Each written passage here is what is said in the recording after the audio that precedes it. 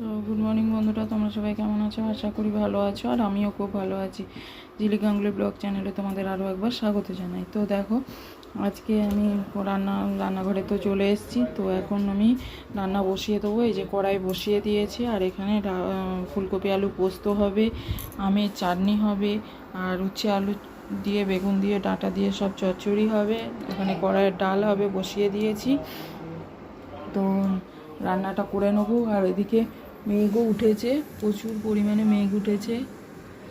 জানি না বৃষ্টি হবে কি না। তো তাড়াতাড়ি করে রান্নাটা করে নিই। আর সকাল সকাল রান্না গরমে করে নেওয়াই ভালো, ওই জন্য রান্না বসিয়ে দিয়েছি।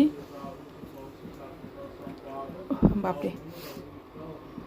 তো তারপরে যদি মাছ ফাছ নিয়ে আসে, কিছু মাছ নিয়ে আসুক কি ডিম নিয়ে আসুক, দিয়ে তারপরে করব।